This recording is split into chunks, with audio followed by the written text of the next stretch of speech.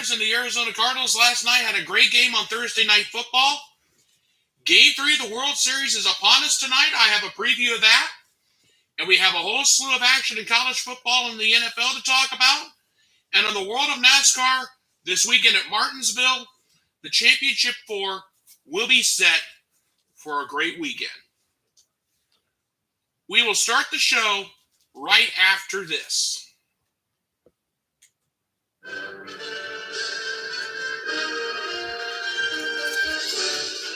Spanning the globe to bring you the constant variety of sports, the thrill of victory,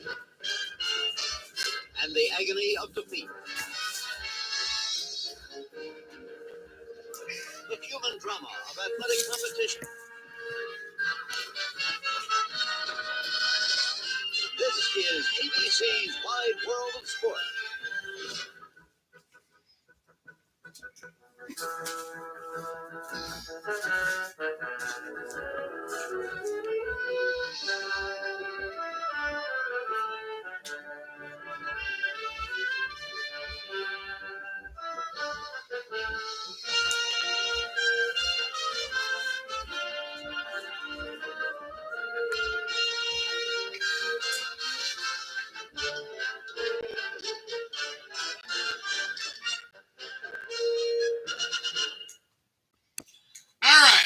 It is now time for the Scott Manning YouTube Sports Weekend Kickoff Show.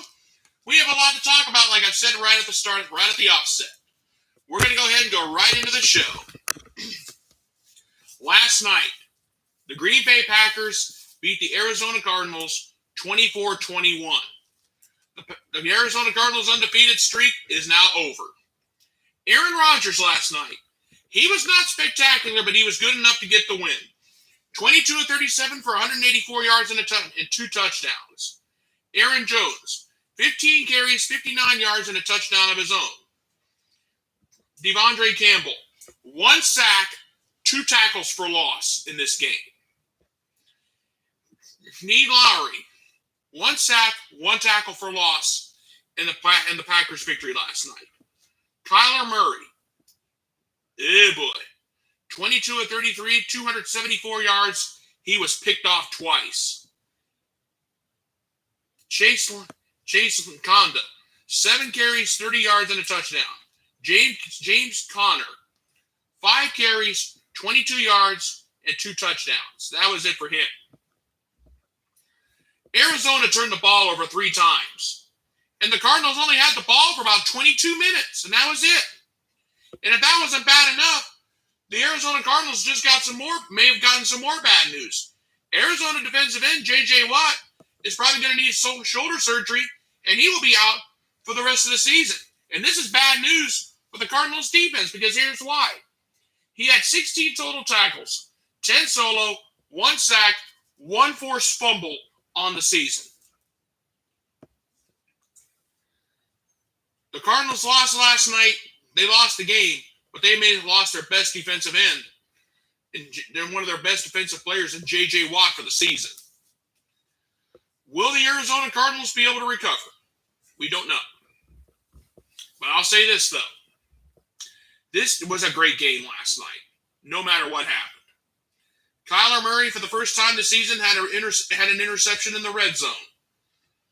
The Cardinals turned the ball over 3 times, and they only had 74 yards rushing total for the game. And that was it. This was a good win for the Packers. This really was. And it was a great momentum swing. And a momentum swing that they needed. This was a great win last night. The Packers got the job done. They got some time off to rest up. But get ready. The Packers will be back soon. And the Arizona Cardinals, they'll be back. This was just a setback. They knew they were going to be in for a battle. And everybody knew it. Okay. Let's move on. Tonight, 8 o'clock on Fox, we've got Game 3 of the Fall Classic. Game 3 of the World Series is tonight. The series moves to Atlanta for the next 3 games. So far, this World Series has been has been what I should say crazy. A couple of big wins, couple of so-so blowout wins. The Braves took the opener, Game 1. The Astros responded by winning Game 2. But for Game 3 tonight, what will happen? I've got the pitching matchups, and I've got some players of interest that I want to kind of talk about too. First, for the Houston Astros, the Astros are going to be sending Luis Garcia to the mound. So far, during the regular season, he had an 11-8 record with a 3.30 ERA and 167 strikeouts to his credit. During this postseason, he has a 1-1 record, but he does have a 9.64 ERA and 12 strikeouts to his credit. For the Atlanta Braves, the Braves are going to be sending Ian Anderson to the mound. During the regular season, he had a 9-5 record with a 3.58 ERA and 124 strikeouts. So far in the postseason, Anderson has been really excellent. He has a 1-0 record with a 2.25 ERA and 12 strikeouts to his credit. Now, so far this series, it's been up and down it's been kind of up and down for both teams. So far in this Fall Classic, Alex Bregman, he's 0 for 7 so far with 3 strikeouts. Jose Altuve, oh boy, 2 for 10 with 2 runs, a double. He does have a home run and an RBI, but he struck out 4 times so far. Now keep in mind, these are combined for the first 2 games. Keep that in, just remember that. Yuli Gurriel, he's been 3 for 8 in the series so far with a run, an RBI, a strikeout, and he does have a stolen base. Michael Brantley, the best of the best so far between the 2 teams. He's 5 for 9 for the series with 2 doubles, an RBI, but he has struck out once. Carlos Correa, he's 1 for 7 so far with an RBI, a walk, and he has struck out twice in this World Series. And for the Atlanta Braves, everybody's been asking me about them. Austin Riley, he's 2 for 9 for the series. He does have a double, 1 RBI, but he has 5 strikeouts. Ouch. Dansby Swanson, so far in the series, he's been 2 for 6 with a run. He has 2 walks, and he has struck out 3 times. Yikes. Freddie Freeman, so far in this World Series, he's 2 for 7 with 2 RBIs, a walk, but he has struck out twice. Ozzie Albies, so far in the series, he's been the best for the Braves so far. He's 3 for 8 with a run. He does have a walk, but he does also have a stolen base. And last but not least, Eddie Rosario, Mr. NLCS MVP. He's 2 for 9 in the Fall Classic with a run. He does have a double, but he struck out twice so far in the postseason. Now, get ready, fans. Get ready to stand up and cheer. Game 3 of the World Series is tonight, 8 o'clock on Fox. I am actually looking forward to it. And yes, I plan on enjoying this game from beginning to end. Game 3 has moved to Atlanta. 3-4-5 over the weekend is going to be fun.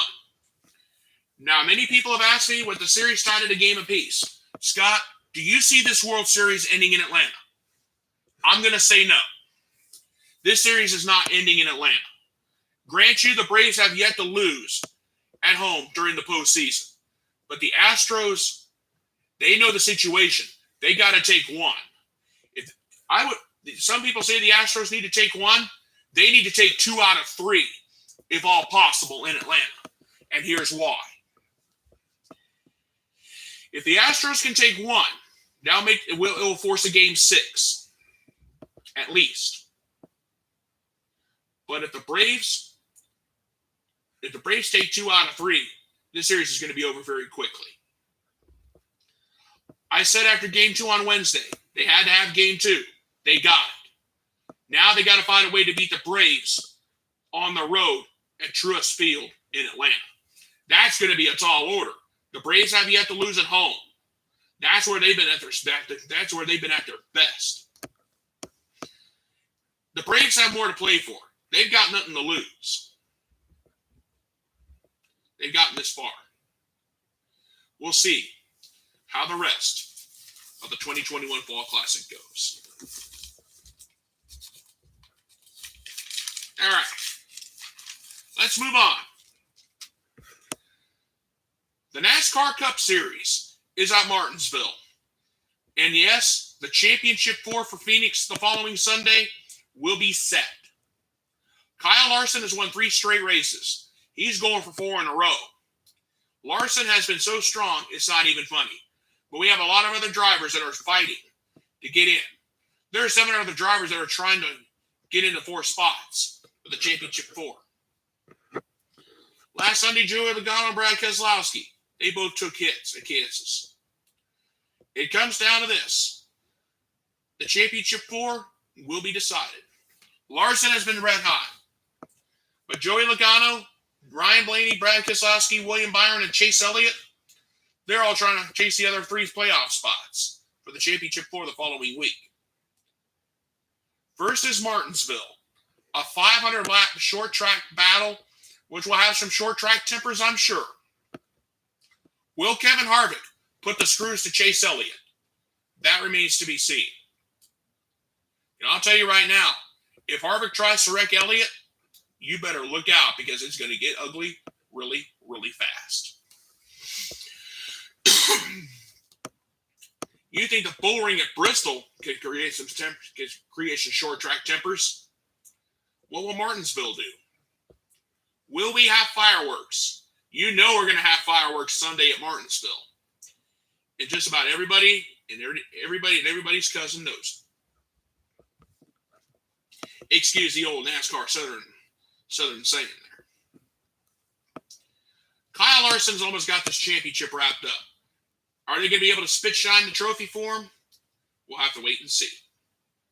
But I'll say this now. 500 laps of Martinsville, you know there's going to be some short track tempers. So gear up and get ready. Okay.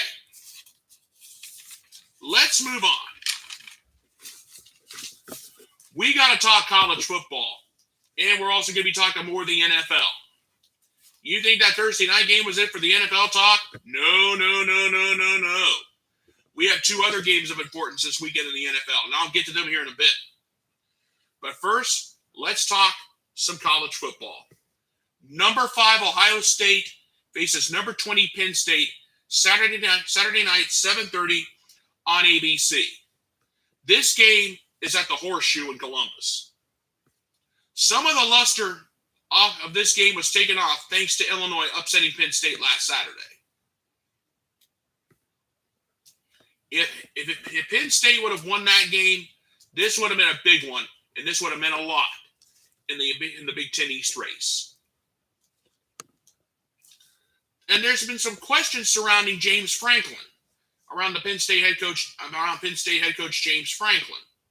Some people have said he's interested in taking the coaching job at USC or at LSU.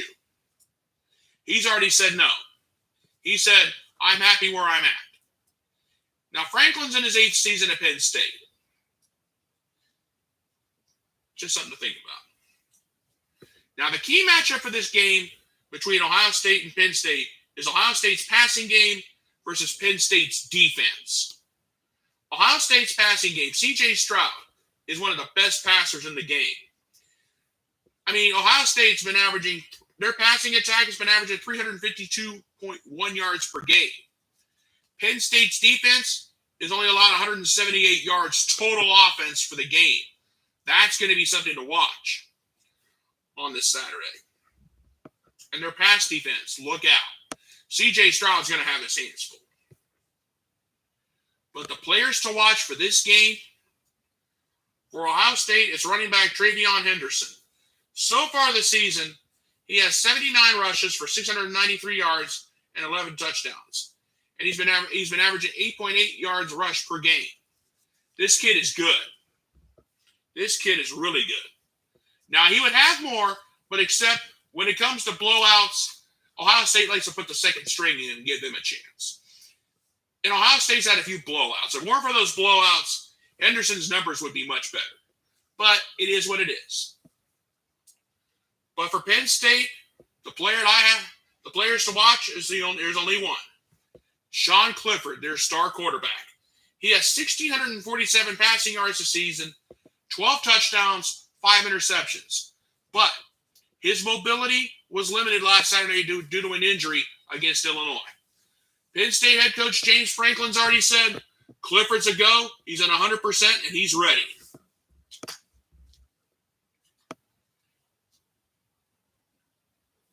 Ohio State head coach Ryan Day put it best. You play the game, you play your hearts out for 60 minutes, and that's all you can do. Coach Day, to me, is one of the best coaches that Ohio State's ever had. He doesn't have a national championship, but it's coming. Now, I grant you, the luster off this game was taken away thanks to Illinois. I know it's kind of crazy, but the Illini did upset Penn State on the road.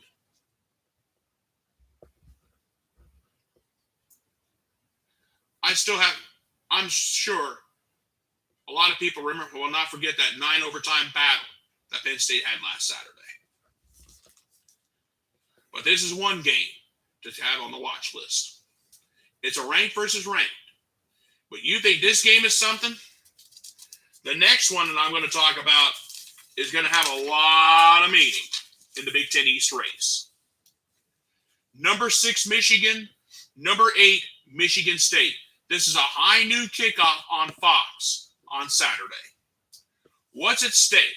It's plain and simple. A possible Big East title and a trip to Indy for the Big Ten championship game. It's that simple. Ohio State is going to be watching this game with special interest. They're going to be studying films on these two teams because after Penn State, Ohio State is going to have their hands full against Michigan State, then Michigan. That's all it boils down to. I'm keeping it simple and to the point. The winner of this game may possibly win the Big Ten East and possibly have a trip to Indianapolis with their name on it. That's what's at stake in this game. This is going to be a battle. And think about this. Michigan's defense, the key matchup to this game is Michigan's defense versus Michigan State's offense. Michigan State has thrown for over 251.3 yards per game. Michigan's only allowed 182 yards passing so far this season. And Michigan State's not afraid to run the ball. They've rushed for over 200 yards, 200.4 yards to be exact, during the season. And Michigan's defense has only allowed 116.6 yards rushing per game. But Michigan's rush offense could be a big factor. They ran for over 253.3 yards per game so far this season. And total yards allowed this season, has only allowed 299 yards total offense average so far this season.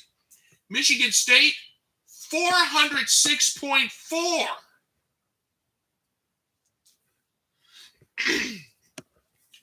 I've got 6 players, 3 from each team that I have as the players to watch on Saturday. Obviously, first, Michigan's got a double threat on the run attack. Michigan running backs Blake Crum. He has 116 rushes this season for 729 yards, 10 touchdowns, and he's been averaging 6.3 yards per rush per game this season. The other player on the Michigan team that I have for the Wolverines that I have on my watch list, Hassan Haskins. 124 rushing yards this season, 124 attempts, 602 yards rushing this season, 10 touchdowns, and he's been averaging 4.9 yards per carry this season. Those are 2 of those guys. The double run attack, Crum and Haskins for Michigan, look out. Because Michigan State's defense is going to have their hands full with those two. And, of course, Michigan star quarterback Cade McNamara. He has 1,115 yards passing this season, 5 touchdowns. He's only been intercepted once. For Michigan State, they've got a pass attack, and they got 2 guys that can run deep, who can catch the deep ball. For Michigan State, quarterback Peyton Thorne. He has 1,701 yards passing this season, 15 touchdowns, 4 interceptions. Wide receiver Jaden Reed, he's one of the best guys they got. 27 catches this season, 562 yards, 5 touchdowns, and he's been averaging 20.8 yards per catch during the season so far. And the other wide receiver, Jalen Naylor. He has 27 receptions of his own, 512 yards, 6 touchdowns, and he's been averaging 19 yards per catch this season. I'm going to keep it plain and to the simple. I'm going to keep it plain and to the point, folks. The winner of this game will still be undefeated in conference play with Ohio State. But Ohio State fans are going to be watching this game with special interest. Here's why. Ohio State's got to play these 2 teams after Penn State. It's not a cupcake walk for the Buckeyes at all. And this game is going to prove the winner is going to be could possibly be in the driver's seat for a trip to Indianapolis for the Big Ten championship game. And I'll say this now. Whoever wins this game has proven its worth. I don't care if these 2 teams knock each other out. I don't care if they send each other to the hospital. Heck, I don't even care if they even go pound on Governor Whitmer's door and slam her to the ground. I'm sorry, but I have no respect for Governor Whitmer of Michigan. I shouldn't bring politics into this. I'm sorry.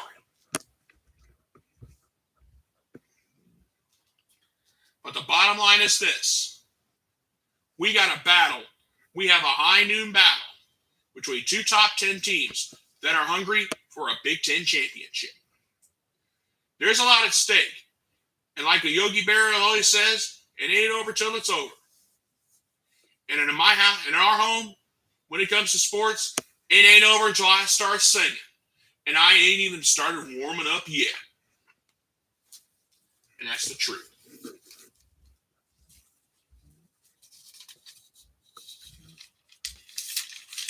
All right, I got to move on before my hatred towards Michigan and Michigan State starts affecting this show.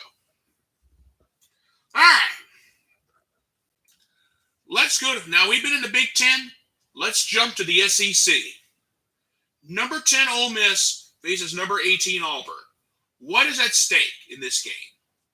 The winner of this game may have the best chance to dethrone Alabama in the SEC West and possibly knock Alabama right out of the college football playoff race.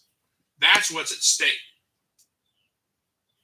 The key matchup to this game is very simple. The Ole Miss run game versus Auburn's defense. So far this season, Ole Miss has run for over 263 yards per game this season. Auburn's defense, their rush defense is one of the best. They've only allowed 122.9 yards rushing per game. My apologies there. The players for this game to watch. For Ole Miss, give some love to the defense. Sam Williams, defensive end, 29 total tackles, 16 solo, 7.5 sacks, 3 forced fumbles this season. Auburn's offense is going to have their hands full, especially Bo Nix. The Auburn quarterback has thrown for 1,488 yards this season. He does have 8 touchdowns and 2 interceptions. But when you're also facing a guy like a defensive end like Sam Williams, look out. Bo Nix is going to be seeing a lot of him all night long down there in Auburn. This is a huge game for a lot of reasons. Number one, the winner of this game will have the best shot of knocking Alabama out of the SEC championship game and right out of the college football playoff race. Will we be hearing Dixieland Delight or Song of the South? And this game is going to be right in the heart of Dixie. I excuse the southern accent, but I'm a grandchild from Southeast Ohio.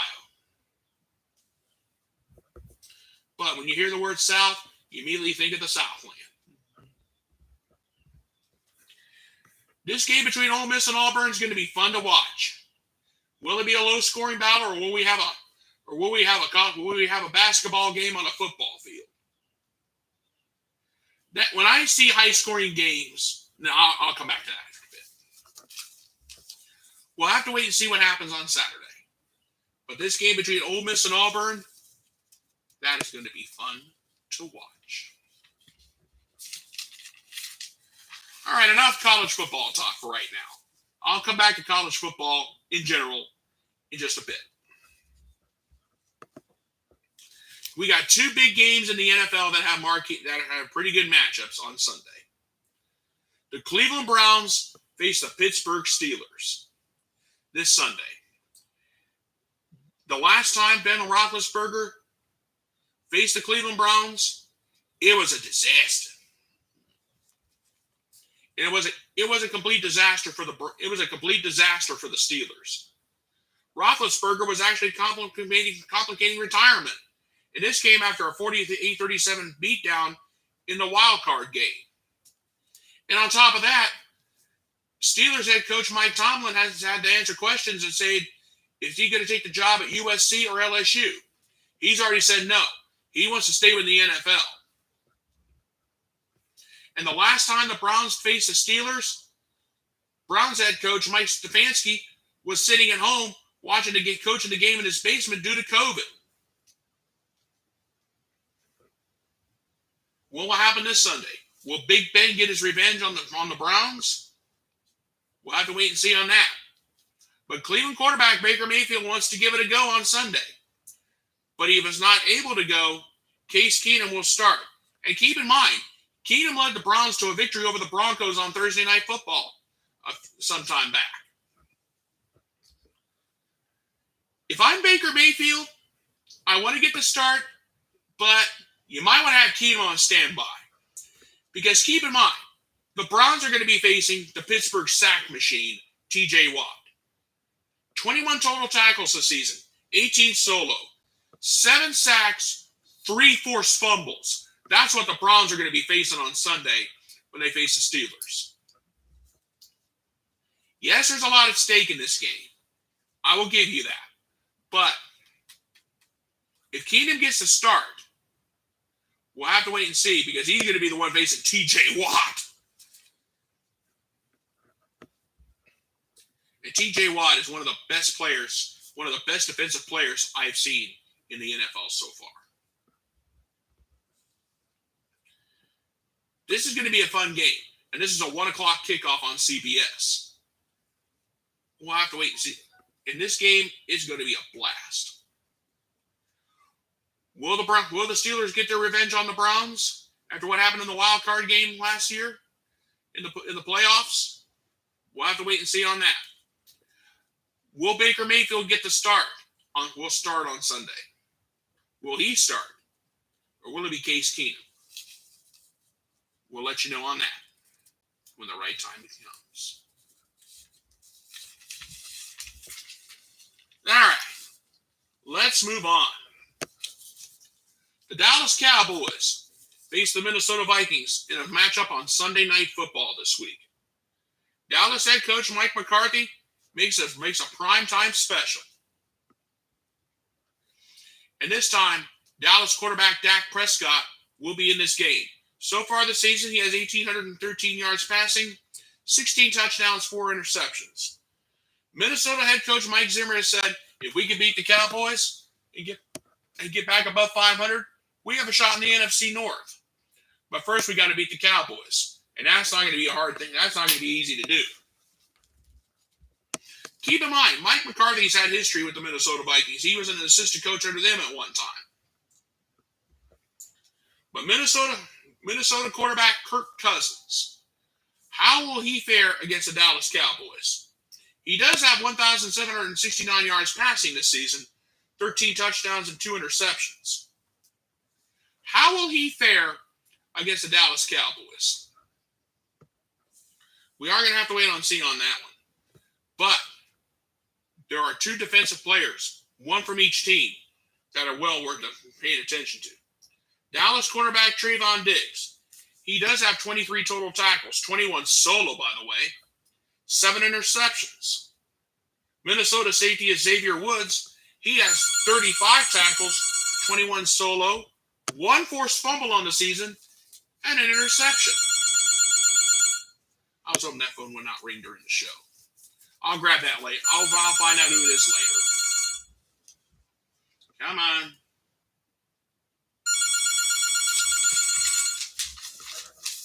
Sorry about this, folks, but it happens. Sometimes my phone rings off the hook, and I apologize for that. All right. Where was I? Oh, yes. The Dallas Cowboys, the Minnesota Vikings, Sunday Night Football, 8 o'clock on NBC. Enjoy it. It's going to be a blast. And now, ladies and gentlemen, it is now time for my closing thoughts on this day. You guys noticed a minute ago that I said sometimes a football field, we sometimes have a basketball game on a football field. I've seen scores in college football that make me thinking, am I watching the right sport here? That's why I came up with the saying, a basketball game on a football field. Sometimes I've seen games like 51-48. I've seen that so many times. I've seen high-scoring battles that make me think I'm watching college. I'm watching Duke play North Carolina sometimes. Or sometimes I'm saying, am I watching the right sport here? I shouldn't sound like this. My apologies. But it's just the way it is, people. That's the way it is. But the truth is this. Whatever happens this weekend in the world, in the NFL and college football, we're going to be in for a blast. Game 3 of the World Series tonight, that's going to be well worth the price of admission. And the championship 4 for the NASCAR Cup Series, that's going to be fun. Martinsville is going to be fun. We're going to have short track tempers, but it's going to be well worth the watching. And that is my take on this Friday. Okay, everybody. I want to thank you guys so much for being with me here tonight. I'm going to go ahead and get on out of here. I want to thank you guys so much for being with me here tonight. Please subscribe to my YouTube channel. My name is Scott Manning. All you have to do is type my name, scroll down, look for this pretty face, click subscribe, and you'll see all the sports videos I have done so far. I'll be back here tonight after Game 3 of the World Series to give you my reaction to it. I'll be watching that tonight. I want to thank you guys so much for being with me here tonight. I'll be back tonight after Game 3 of the Fall Classic, like I've said. I'm going to talk about it, give you my take on it, like I always do. For right now, I want to thank you guys so much for being with me here on this Friday afternoon. You guys have a great day. Thank you so much for being with me, and God bless. Goodbye, everybody, and I thank you.